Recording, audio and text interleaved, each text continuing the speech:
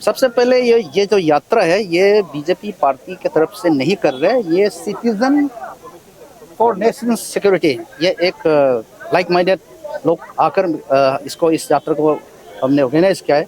लेकिन इसको फैसिलिटेशन हम लोग कर किया है। और जहाँ तक आपका सवाल है, आप रिपोर्ट में पढ़ ही रहे होंगे कि कई जो टेररिस्ट जो वहाँ आकर पहलगाम में जो कत्ल किए थे वो सब तो मारे गए हैं। और आप रिपोर्ट में पढ़े होंगे जो 6 और 7 का जो स्ट्राइक था जो टेररिस्ट कैंप में, भागलपुर में, सियालकोट में, मुजफ्फरनगर में, उसमें मोर देन 100 टेररिस्ट मारे गए हैं।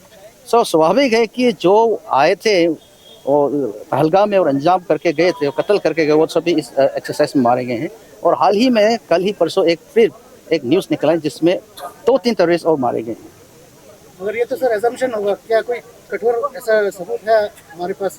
सबूत तो आपको फोटोग्राफ आप लोग देख ही रहे हैं, वीडियो में भी, सोशल मीडिया में आप लोग देख ही रहे हैं, तो सबूत वही है। और सबूत आप देख रहे हैं जो टेररिस्ट कैंप जो डिस्ट्रॉय है हुआ, तो वो आप देख रहे हैं। और पाकिस्तान में आप देखिए जो फ्यूनरल में टेररिस्ट जो मारे गए उसके फ्यूनरल में पाकिस्तान के रेगुलर आर्मी पार्टिसिपेट किए, वो भी आप देखे हैं। तो उससे साफ जाहिर होता है कि जो टेररिस्ट थे जो यहाँ भी आए थे और वहाँ भी जो थे वो सब कई सारे मारे गए हैं। इंडिया पाकिस्तान की जो लड़ाई हुई है, इसमें कई सारी मीडिया जो है गलत प्रोपेगेंडा फैलाए हैं, इसके ऊपर आपको क्या कहना है? देखिए, वार जब होता है, कॉन्फ्लिक्ट होता है between two nations, it is in many front. एक तो है कि आपका मिलिट्री एक्शन, दूसरा है नॉन मिलिट्री एक्शन, जिसमें मीडिया का जो प्रोपेगेंडा है, इस पर communication and your propaganda, spread of news is a very very important part of the strategy of war. तो ये तो जाहिर है, तो पाकिस्तान की तरफ से फॉल्स रिपोर्ट, फॉल्स मीडिया ये सब फैलाने के लिए तो कोशिश करेगा ही। So this is very much part of a conflict situation. India में भी देखा गया है कि बहुत सारे, जैसे कि आज तक मानो, रिपब्लिक टीवी बोलो, बहुत सारे ऐसे चीज को बयां किया है कि जो हुआ ही नहीं। इसके ऊपर आपको क्या कहना है? देखिए, मेरा कोई वो जुरिस्डिक्शन नहीं होता है, मेरा कोई राइट नहीं होता है कि मैं किसी मीडिया हाउस के कवर्स पे मैं बयान करूं या उस पर स्टेटमेंट जजमेंट दूं। ये आप मीडिया के फ्रेटर्निटी है, वो आपको बताना है।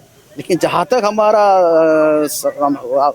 हमारा मानना है कि जो भी रिपोर्ट इंडियन मीडिया ने दिया है, particularly the achievements of the Indian arm forces, मेरे ख्याल में वो तो 99% सही थे। सर एक बात और पूछना चाहूँगा, और उस पर क्यों अमल कर लिया गया इतनी जल्दी सर? देखिए, फर्स्ट ऑफ ऑल आपको मैं ये कहना चाहूँगा, हमारा ये जो ऑपरेशन सिंदूर का लक्ष्य क्या था? ऑपरेशन सिंदूर का लक्ष्य था कि हम फर्स्ट जो टेररिस्ट आए थे पहलगाम में, जो अंजाम करके गए, जो कत्ल करके गए थे, मर्डर करके गए थे, उनके अगेंस्ट एक्शन लेना है। दूसरा है कि जो टेररिस्ट का जो फैक्ट्री है उन पर एक्शन लेना है। तीसरा है कि जो टेररिस्ट स्पॉन्सर करता है उन पर भी एक्शन लेना है। तो ये सारा जो हमारा जो टारगेट्स थे, गोल थे, हमने 23 डेज में अचीव कर लिया। इसीलिए मेरे ख्याल में there is no reason why this escalation should continue, because we have already achieve our target. Secondly क्या है, जो सीज फायर का जो इनिशिएटिव है वो इंडिया की तरफ से नहीं, वो पाकिस्तान की तरफ से है। In other words, it is honourable surrender of Pakistan to Indian military action. Sir regarding Turkey, पहले यहाँ में आपको हमारे ex serviceman air commodore Rinchen ji ने भी बताया, टर्की हमारे लिए एक क्या कहते हैं, वो बिट्रेयर हो गया। टर्की को हम अपना दोस्त मानते थे, हमारा फ्रेंड मानते थे इंडिया। उसको पहले भी हमने कई समय पर मदद की, लेकिन इस बार पाकिस्तान और इंडिया के कन्फ्लिक्ट में टर्की पाकिस्तान के साथ देकर ये साबित कर दिया कि टर्की आज के तारीख में हमारा वेल विशर नहीं है, वो हमारा फ्रेंड नहीं है।